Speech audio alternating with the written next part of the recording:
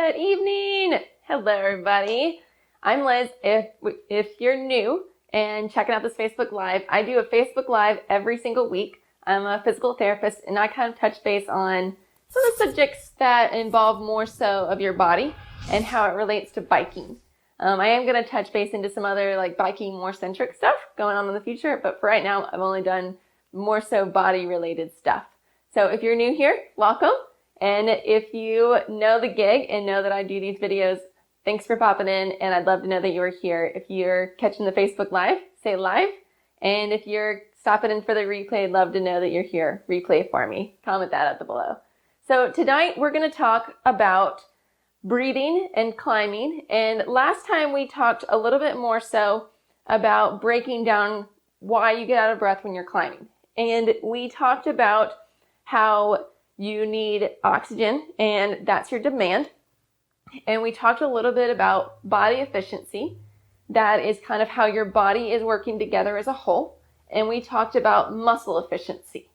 And so muscle efficiency, that's like, is a muscle strong enough to take the load to perform the task and or has the endurance?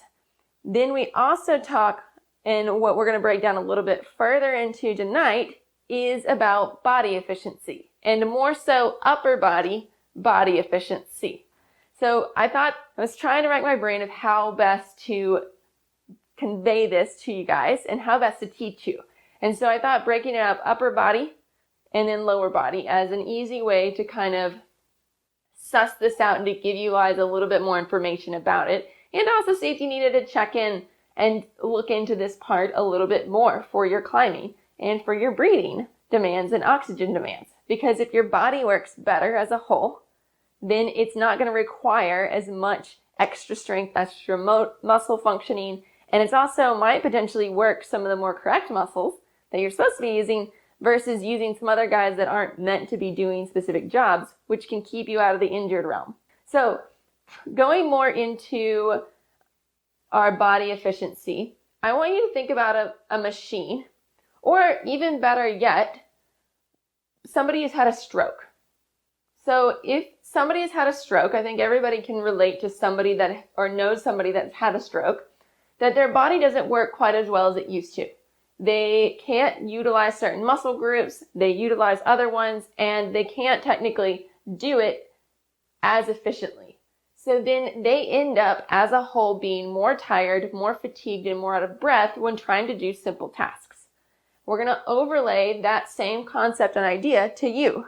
So if you are riding uphill and you're pulling on your bars or you're weighting on your bars too much and you're not using your body as correctly, or if you're not using specific muscles as correctly, then you're using and requiring more energy than actually what you should or technically need to. So in my Core Crushers group, I was told, and this is just from working on core, some of the girls had great improvements in their climbing. And they would say, Liz, I'm not as tired once I get to the top. The main reason of that is the fact that your core is part of your main stabilizer for your body as a whole. So that if you are more efficient here with strength, then the rest of everything else on top of that is going to function and be able to activate correctly and not overactivate. So I don't know if anybody's played tug with a dog on like wood floor, but that dog has to work really, really hard to try to plant down because it's on like a really slippery surface. And you notice how hard they're working. They're working so hard. You place that same dog on carpet, now it has a stable base. It can plant, and now it doesn't have to work near as hard, and it has more power to pull back, and so maybe you might not win this time. I think everybody can sort of relate to that one, of that stable base. So when we talk about our upper body, our stable base, basically for our entire body, is our core. The next step after that for our arms are our shoulder blades. Okay? So when we talk about arms, we think about how it connects back to our body. And did you know that only There's only one bone that connects your arm, this guy, back to your like main trunk. One bone. It's your collarbone. This guy. It's baffling to me because this collarbone is not going to hold a lot of strength. It's just going to hold a little bit, and it's going to be more of a guiding. It's going to guide my arm and body in knowing where I need to move and making sure I don't move too much. This guy, that guy's not going to hold a whole lot. So then we look, what actually holds our arm and brings it and attaches back to our trunk? It's our shoulder blade. This guy right here. See it wiggling? That's the end of my shoulder blade. If you guys knew that, or if you think that this is amazing to you, go ahead and say collarbone below. I just want to know if you guys knew this or not. So when we talk about strength and body efficiency for our arms, because it's one of our points of contact in the bike. It's our hands. And so we need that to connect back into the rest of our body, into our trunk and our core. So our shoulder blades are the next layer. And so same thing goes if our shoulder blade muscles that connect from our shoulder blade back to our spine, if they're not working properly, then my shoulder itself will then be the dog on the wood floor. Without our core, our shoulder blade muscles, shoulder and hand, and everything down the chain are all the dog on the wood floor. But if we have a strong core, then it goes back to our shoulder blades and our shoulder blade function. Then it goes back to our actual shoulder, our rotator cuff, the thing that holds my ball to the socket. Do you know that socket is actually the shoulder blade? Before I went to PT school, I had no idea that was the case. So ball into socket, which is our shoulder blade, then shoulder blade into trunk, which is our core. Okay, everybody getting this? So if we have dysfunctions or if we have issues that are not working properly, either core, this isn't strong, either in shoulder blade, this guy's not strong, or in our actual shoulder joint itself, which the muscles reside on the shoulder blade. Right through there. So now we go to the final connection between our bike and our body, which is our hand. And so a lot of times we'll think if we have a hand issue within that connection, that it is within here. A lot of times it's because if you have a hand issue, you need to look back at the shoulder and or at the elbow. That's our connection back, and that's where our body efficiency goes. So let me go over this another time. So core is first. That's our main gig. Then we go to our shoulder blade, for our shoulder blade connecting to our body, to our spine.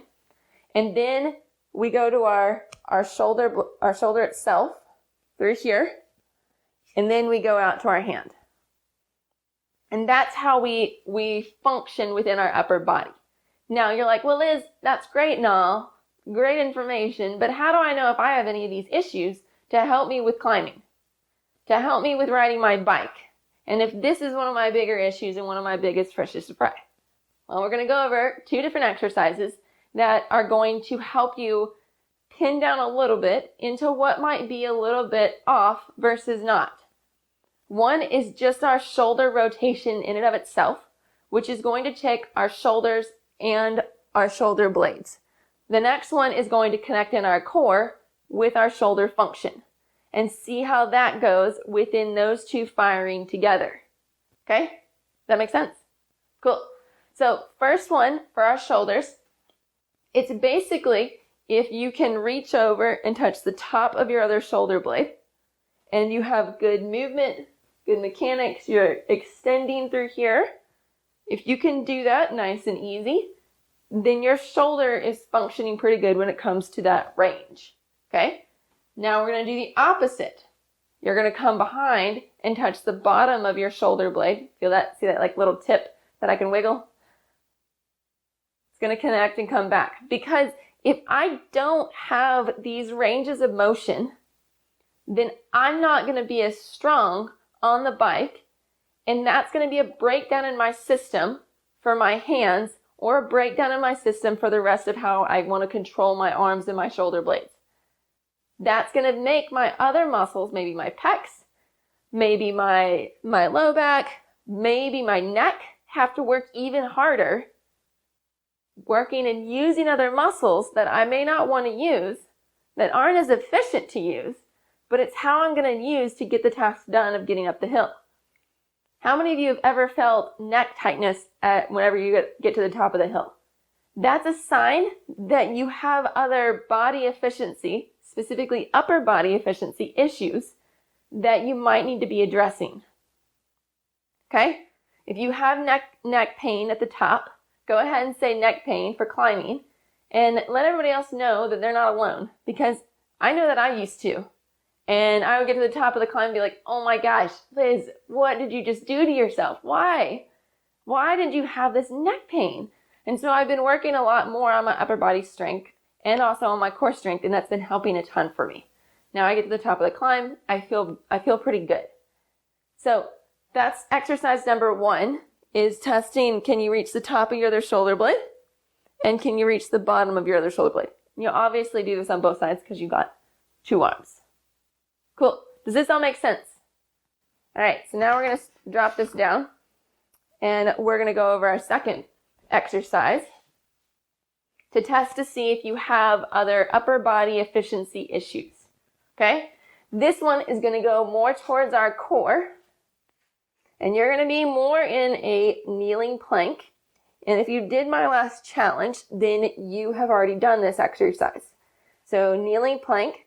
And then I want you to reach out and reach out. You should be able to maintain your body positioning nice and straight through here. Your core should be on, and your shoulders shouldn't be up to your ears. You should be able to hold them down.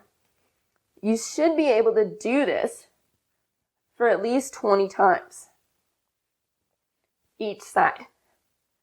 And that's really working that trunk stability, that control, that ability to hold your neck in a good position, the ability to weight through both your shoulders with the activation of your trunk as you're not allowing that move. So your hands are below your shoulders, and you're just raising one up and back. And you're again in that more kneeling plank position. Perfect. So these are basic things, basic moves that if you have issues with them, then you know that you have an upper body efficiency thing, like concern, or you need to focus in on some of these specific areas.